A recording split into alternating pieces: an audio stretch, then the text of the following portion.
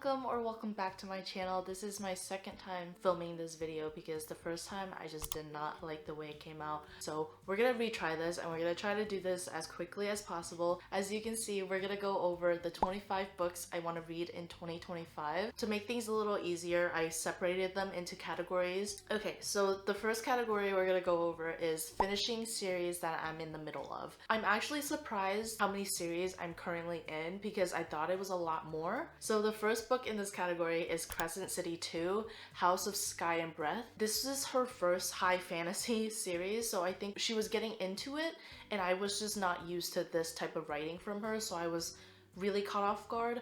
But I did enjoy it and I do want to continue the series, especially because people say that the way the second book ends is really crazy, so I'm really interested. Again, I just did not have the brain power to push on to the rest of the series after finishing the first one. I'm sure you guys know what Crescent City is. It's an urban fantasy about fae.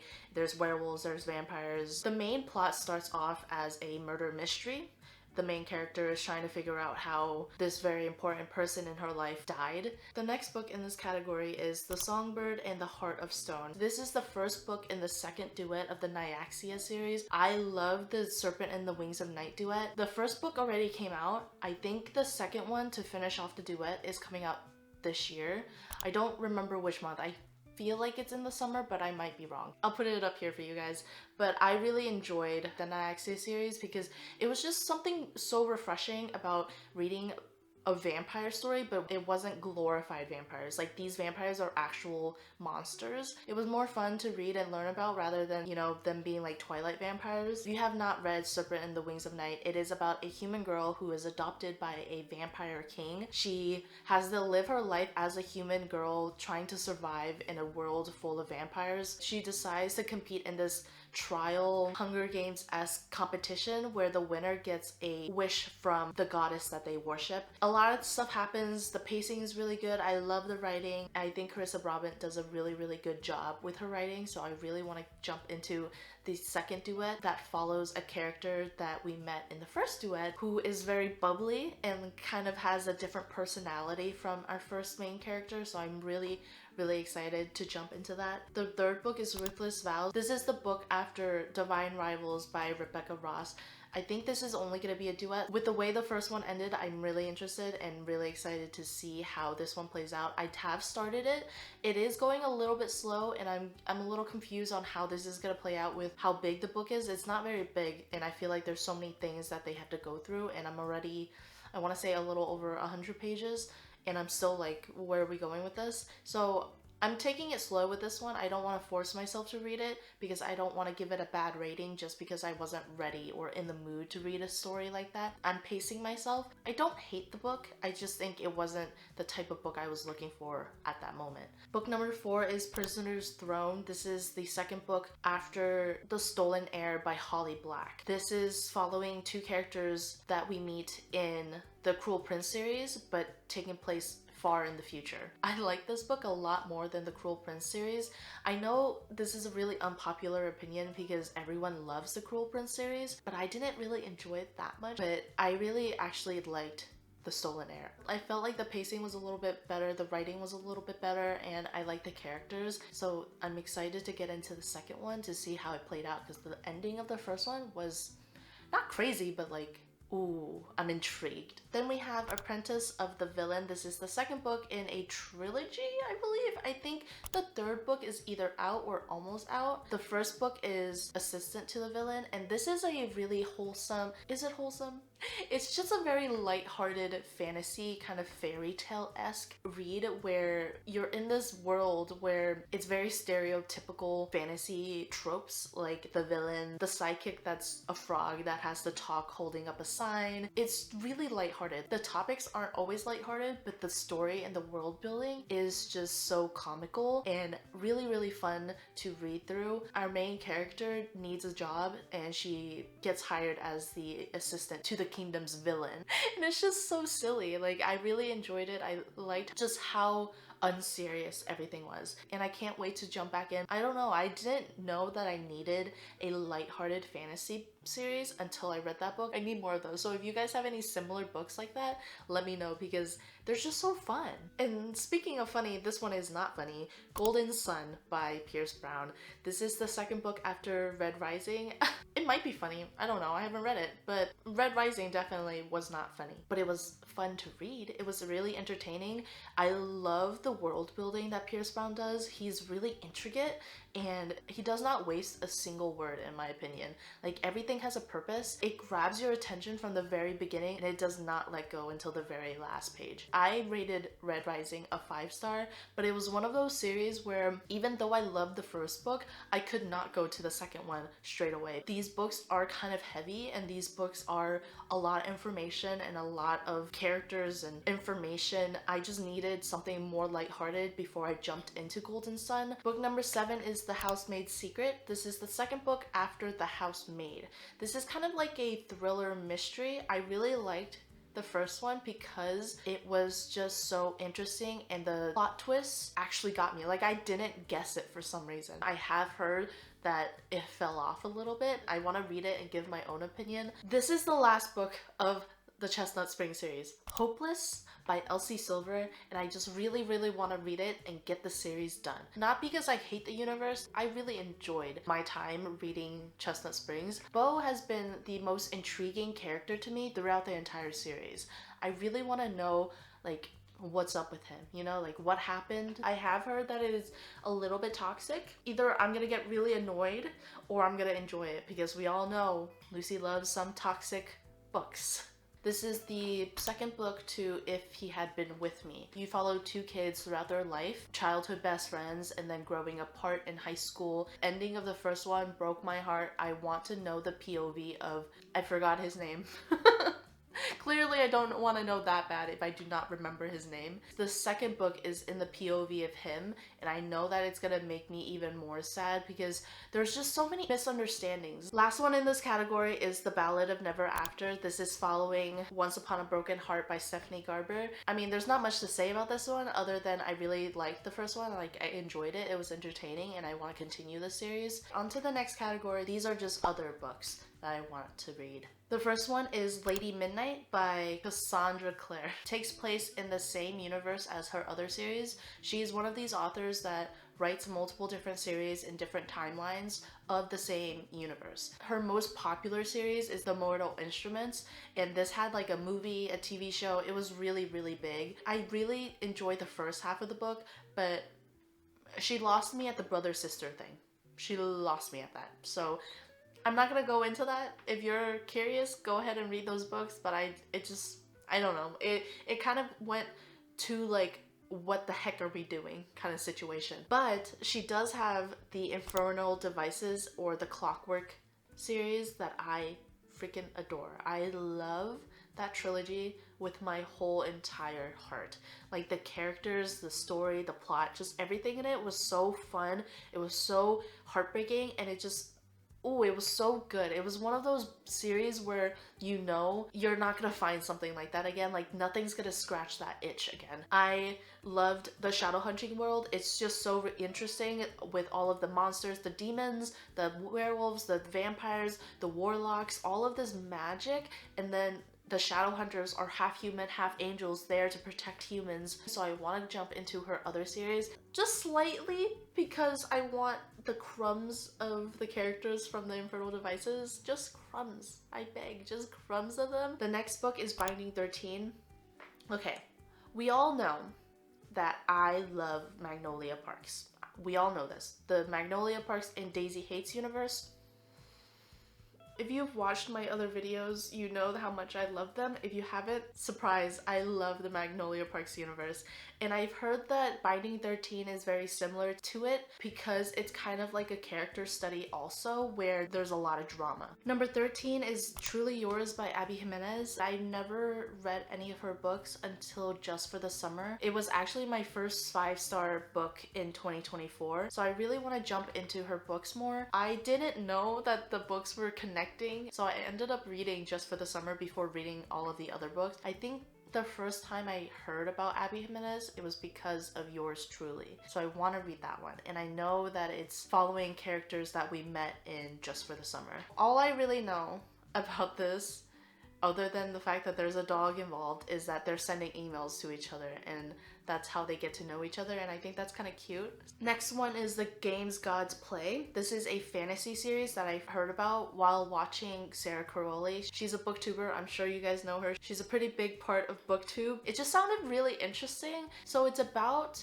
these gods competing with each other, but instead of them competing, they name mortals as their competitors. That's so messed up. Like, you have a competition between you and your siblings or you and the other gods, but you choose mortals to go in your stead to compete. Like, that's so messed up in my opinion, but that's so interesting. So when I heard her talking about it, I was like, ooh, I'm interested in that. The next one is Phantasma. I think this is also from the same video, and this is a phantom gothic romantasy, and she kind of compared it to, if you liked Danny Phantom as a kid, you're gonna like this. And I'm like, say less, because Danny Phantom was actually one of my first childhood crushes. So that's what I'm basing this off of, obviously. The next one is Quicksilver. I want to read this one only because I want to know what the hype is. I've seen so many TikToks. I try my hardest not to get recommendations from TikTok because I feel like I've been let down a lot of the time. It might be my own fault for, you know, curating my For You page the way I have. I still get really, really intrigued when I hear a plotline that sounds really good but may not be executed the right way. You know what I mean? Quicksilver was one of those. It blew up. Like, I think the author came out and confirmed that either a show or a movie is about to be created.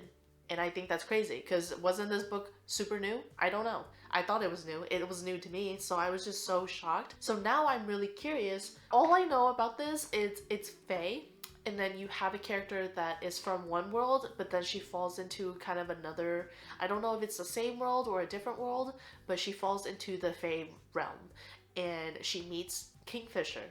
That's his name, right? Kingfisher, which is a little odd. I'm not gonna lie, it's an odd name, but it's okay. It's okay.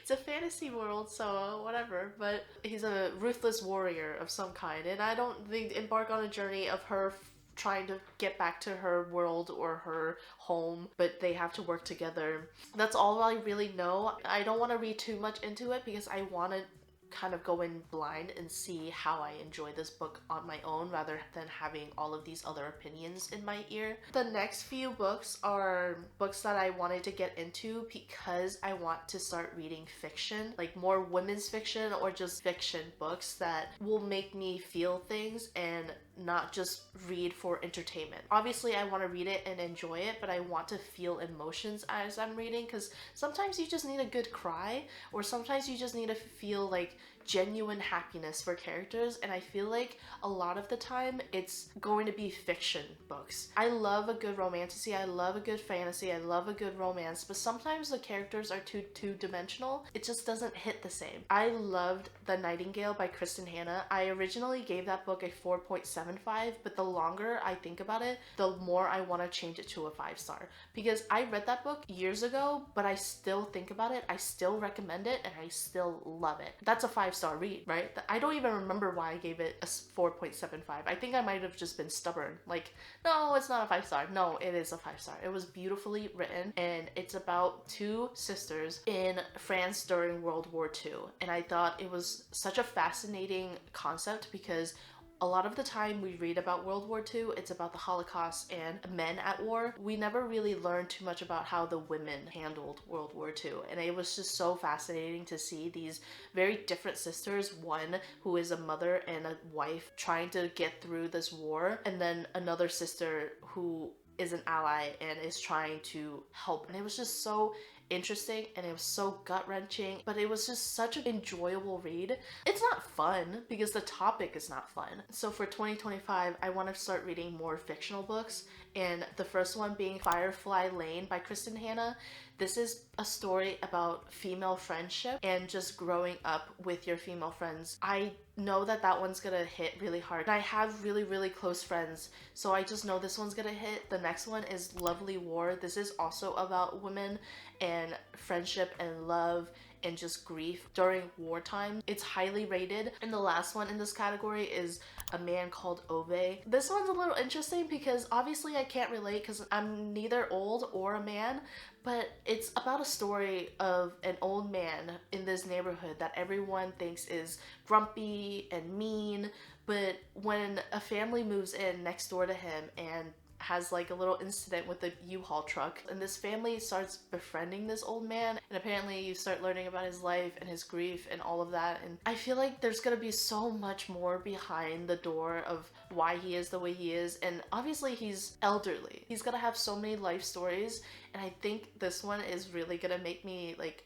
really emotional because I don't know about you guys, but when it comes to elderly people, I get really sensitive about them. Like, I don't know if it's just me, but I get really sad when I see an old person eating by themselves, which it's totally fine. Like, what if that old person just wanted to get away from their really loud and obnoxious family for once and they're just having a nice meal by themselves? But no, in my head I'm like, oh, they're alone. Like, that's so sad. I don't know why I get so emotional about old people, but I do, so I know this one might hit a little too hard. Alright, so the next category is new releases. The first book in this category will start off strong, Conditions of Will. This is Jessa Hastings' next series. I'm kind of 50-50 on Jessa Hastings right now because obviously Magnolia Parks, love, but Never was such a miss for me. I did not like that book. I started off enjoying it, but so I'm really worried about this book being a different series and following different characters, but I'm intrigued because it's about this woman that can read people really well. It's a murder mystery plotline, but I already know that there's gonna be a toxic love triangle going on, and I just don't think that's gonna work in this scenario because she did the same thing in Never and it just did not hit because it was just really annoying to read about. You know, with Jessa Hastings, I feel like she grabbed me so hard with Magnolia Parks that now I feel obligated, not obligated, but I feel really intrigued to read her other books.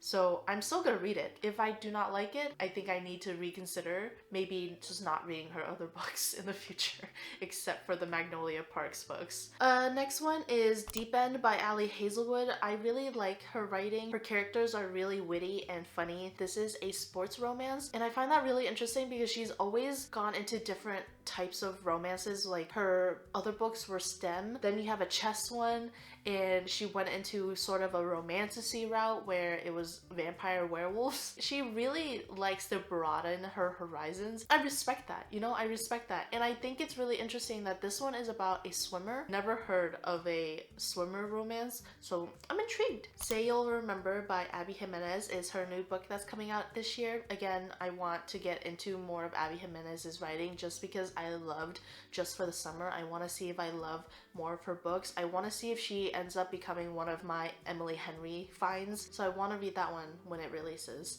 And speaking of Emily Henry, she also has a book coming out this year and it's called Great Big Beautiful Life, and you know I'm gonna read it. I didn't really love Funny Story, her most recent release, but I still really enjoy her as an author and she's still one of my favorite authors, so I'm really excited to see her release a new book this year. And who knows, what if this is another 5-star read? She has 2 5-star reads for me. So next one is Fearless. This is the third and final book in the, I don't know what the series is called, but it's by Lauren Roberts, and she wrote Powerful, which is a book that blew up, and rightfully so, because I really enjoyed that book. I love the novella Powerful, but Reckless, the second book in the series, it was kind of a miss. It was repetitive, it got annoying. The only good parts about it was I liked the characters and it was nice to be back in a fantasy world, but I do want to see how she closes this story out because I do like the characters. I do like Kai and I like Peyton,